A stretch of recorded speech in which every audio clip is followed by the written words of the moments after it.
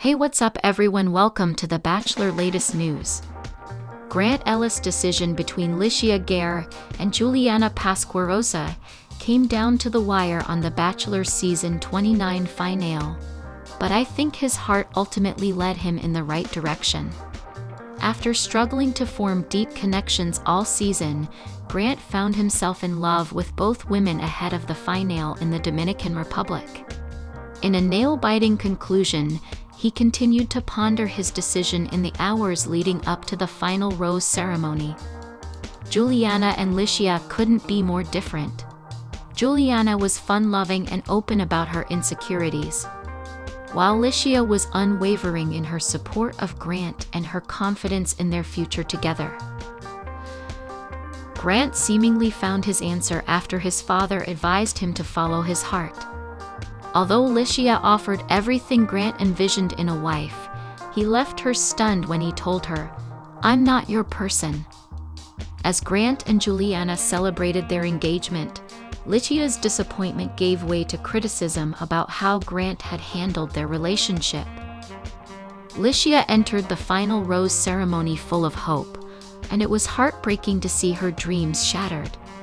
But I was struck by the abrupt change in her disposition during her conversation with Grant. Litia's tone shifted, and her cynical facial expressions indicated she questioned everything Grant was telling her. As Grant tried to let her down easily, Litia looked at him side-eyed and told him he wasn't the person she thought he was. Litia had always been patient, soft-spoken, and careful with her words during the Bachelor season 29. Understandably, she would be devastated by Grant's rejection, but her reaction revealed a new side of her personality. Litia seemed like an entirely different person during her final conversation with Grant.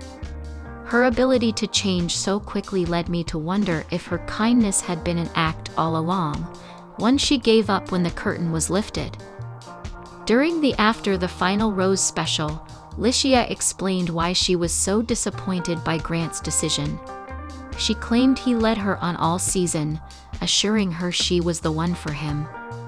The day before the final rose ceremony, Grant and Litia allegedly discussed their excitement about their pending engagement. Litia was blindsided by his engagement to Juliana, stating, "I felt like I got the rug pulled out from under me."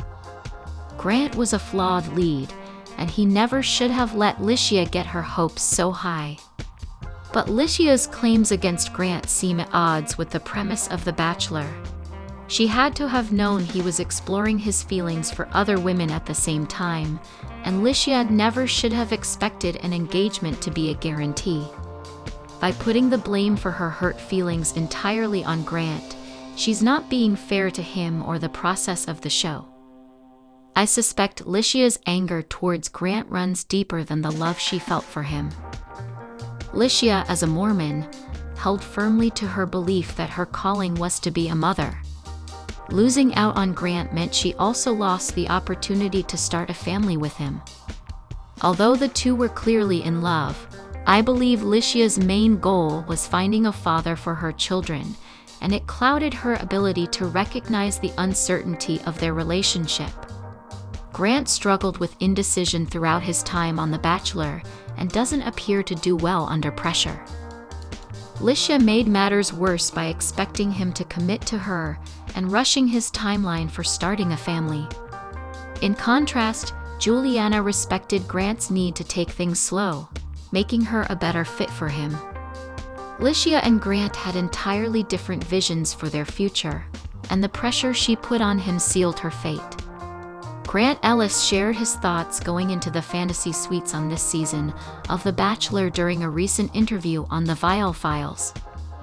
Grant Ellis is sharing how he navigated intimacy on his season of The Bachelor. Ellis appeared on the March 6 episode of the Viall Files podcast, hosted by Bachelor Nation's Nick Viall, to discuss how he felt as he got closer to a potential engagement. When it came to the fantasy suites, Ellis revealed he was happy with how things went. "Fantasy suites is really tricky, but I think I handled myself very well," he said. "There was a lot of kisses, But I do feel like in fantasy suites, I really reserve myself. Because when you get physical intimacy involved, that changes things. Your connection with somebody, there could be some red flags there. And then you guys have sex, and then everything's wonderful, he explained. So I tried to handle myself really well, and I tried to be responsible. Ellis, who was sent home in week 6 of Gen Tran's season of The Bachelorette, added that while he didn't commit to not having sex in the fantasy suites, he did decide that he wouldn't engage in sex unless he already had clarity on which woman he wanted to propose to later on. At that point, I didn't know who was my person, Ellis said, although he joked that he never directly denied being intimate at all. I didn't say I didn't do other things. Being the second Black Bachelor in the franchise's history also put pressure on Ellis to break the stereotype that he is a player, which he said also impacted his mindset going into it.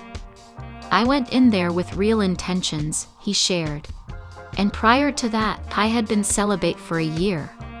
So I got out of a 7-year relationship, and I was hurting. You know, sex is great, but I wanted to make sure it was with somebody who was my person, and then we can't. All the time, he laughed. The most recent episode of The Bachelor showed Grant choosing his final 3. Litia, Juliana, and Zoe. He told Viall that each rose ceremony was difficult, but he knew he needed to think about who he could truly picture as his future wife. I tried to go in there and just lead with love, try to listen and try to have a connection with each of the ladies regardless of how far along we were in our romance, he noted. I really cared about them and each of their stories because you learn a lot about them. The final 2, they were amazing, and I had connections with both of them, he continued, teasing the upcoming finale. They were so different, and it just came down to what I was looking for in my life. Who could I relate to the most? The Bachelor Season 29 star Grant Ellis was one of the most beloved Bachelorette contestants in the history of the show. But now that the Golden Bachelor's Jerry Turner has been diagnosed with cancer, the producers will be looking for a new villain, and I'm worried that they'll make Grant their new bad guy. After Grant appeared on Gen Tran's Bachelorette season, Bachelor Nation was so smitten with him that he was the obvious choice to be the next Bachelor. The Bachelor Season 29 follows Joey Graziadis's Bachelor season, during which Joey was hailed as a hero who saved the franchise after Jerry's disastrous Golden Bachelor season, which ended in his divorce from Theresa Nist. However, now that Jerry has revealed that he has an incurable form of bone marrow cancer, the Bachelor producers will most likely back off from making him the bad guy and look for a new villain. I'm worried for Grant because there are already signs that he's their next target.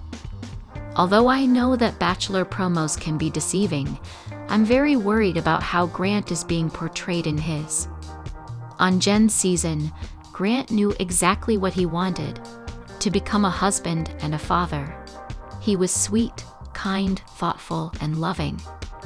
Most importantly, he was open with his feelings. Grant was the perfect choice to be the next Bachelor because of this. Grant's Bachelor promo, shared via the Bachelor Instagram page, begins with the women gushing about him. It then shows him saying that he's ready for marriage and children. However, it quickly devolves into a chaotic whirlwind of drama. The women are shown arguing, which is troubling in itself, but it's the very end of the promo that has me the most worried. Grant is shown telling Joey that he didn't know how hard it was going to be for him to be the Bachelor. He says that his greatest fear is that he'll end up alone. Grant is then seen showing one of the women a tattoo on his arm of a lone wolf, and he says that it symbolizes being alone. He then shares in his confessional that his family didn't know that he felt lonely when he was growing up, and adds that he doesn't want feeling lonely to be a theme in his life anymore. Grant then states, "I want to be happy. I want to have love. It's something that's important to me. But I'm scared of making the wrong decision. The next scene shows host Jesse Palmer at the last rose ceremony, asking Grant if he feels like he knows what he wants to do. Grant responds, "The truth is, I don't know." Jess then tells Grant that they have both women on standby, and he has to know which one to send first. The promo ends with Grant looking distressed.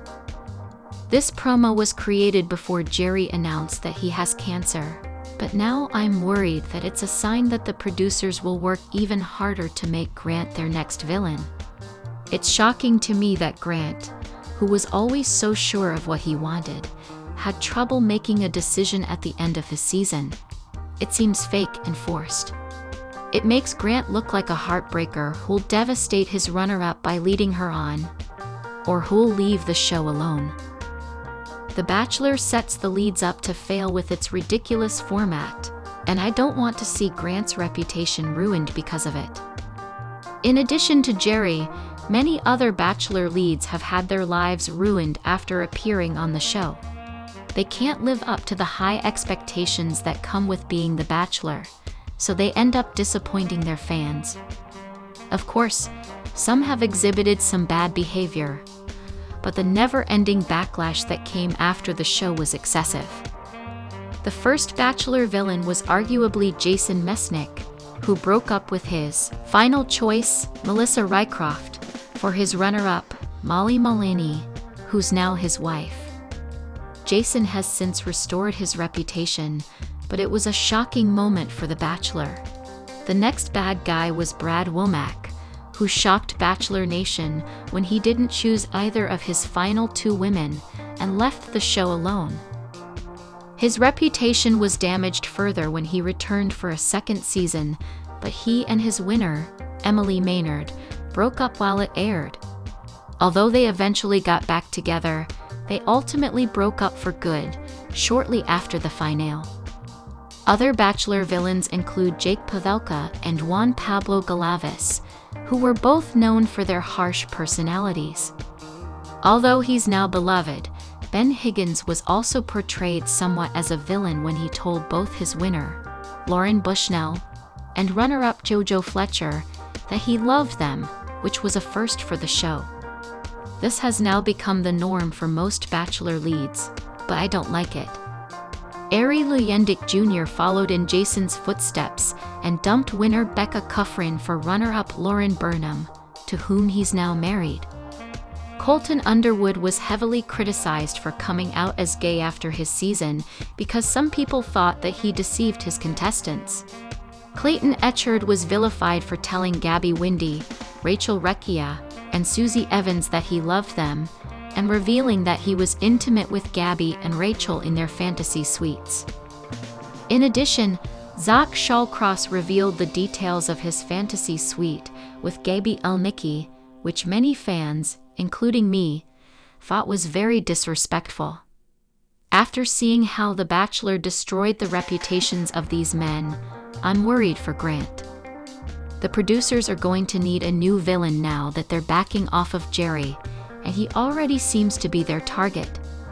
If Grant takes even one step out of line, the producers will jump at the chance to cast him as the bad guy. It's so unfair to Grant to make him look indecisive, especially if the producers are only manipulating what happened in order to make a dramatic promo. This will influence people's opinions of him before his Bachelor season even premieres. After Joey's perfect season, I think that the Bachelor producers are going to be looking for something more controversial for the show, and Grant could be their next victim. With Zach and Joey's seasons ending with successful engagements, the producers might want something more outrageous to happen in order to create buzz for the show. I don't trust that they'll protect Grant. I hope that Grant's Bachelor season is a success, and that he finds the love of his life. But I feel that the producers are focusing on the wrong things because, as usual, they only have their own interests at heart. The Bachelor lead Grant Ellis will have to make a huge choice after hometowns, and soon viewers will know his final rose pick. However, like many Bachelor leads, Ellis' choice will be a hard choice to make, but an important one. In a conversation with Us Weekly, Ellis opens up about how he became torn between two women and the different expectations as a bachelor of color. Ellis made his first appearance on The Bachelorette last season, which was led by Jen Tran. Unfortunately, his time was cut short, and he did not make it to hometowns. Luckily for Ellis, fans and executives fell in love with his charisma, so he was announced as the next Bachelor earlier than usual. When you intertwine logic and emotion, it's really tough, Ellis said about being torn between two women. I think you have to blend a little logic with a little emotion and ask, what's good for me? And what feels right to me? Finding that middle ground is challenging, but it's where you have to start. Ellis also said that regardless of how his season ends, his experience has been transformative. Now I'm in a position where I don't have to be lonely anymore. I think that's a love story in itself. While speaking to Us Weekly, Ellis reveals the pressure he is under as a bachelor of color. Matt James was the first Black Bachelor in 2021, meaning that Ellis is the second Black Bachelor ever despite 29 seasons. Ellis was asked about the trailer, which showed him being indecisive in the Dominican Republic, as he told his father that he has 60 minutes on the clock to decide. However, Ellis clarified that it definitely wasn't 1 hour. There were external factors that played into me being hesitant, he said. You don't want to hurt people. You have a lot of weight in terms of being the lead of a different ethnic group. There's a different level of pressure that comes with being a man of color in this role, and a different expectation. It leads to some added thinking that deserves a little extra time. There were some things that really weighed and were hard for me. But ultimately, you go with what makes you happy, and you go with what you feel is gonna be the best decision for your future. In scenes airing on March 3 on ABC, Ellis and his final 4 women are heading to hometowns. Juliana, Litia, Dina, and Zoe are all heading to hometowns with Ellis. Whereas First Impressions Rose winner Alex, Serafina, and Carolina were all sent home without a rose. Speaking to Us Weekly, Ellis spoke about his final women and their qualities. Ellis compliments Zoe on her boldness, which was something that was interesting. She really was there to put herself out there, and I saw that, he said. Then getting to know her story, I could really relate to her. As for Juliana, he said, we always had that physical chemistry, and then we started to really develop an emotional connection. Every relationship was different, but that was a relationship that really developed over time. Juliana is a fan favorite, and Litia is also expected to make it to the end. Fans were worried for Litia after she revealed that she was Mormon, but Ellis stated that he was not a super religious person, and that her religion didn't make a difference. We connected emotionally and were attracted to each other. Going into hometowns, I was just trying to see what the dynamic would be like with the family, he said. He then describes Dina as really independent and really strong. It was a newfound relationship for me, and I was really intrigued by that dynamic, because I had never had that before, he said. It opened my perspective a lot. Our relationship really progressed over time. She was really type A and very organized, but she also had a deeper side to her. Time really was the overall factor in that relationship. The Bachelor airs every Monday on ABC. Then give your opinion in the comment box, and stay with us by subscribing the channel. Thank you.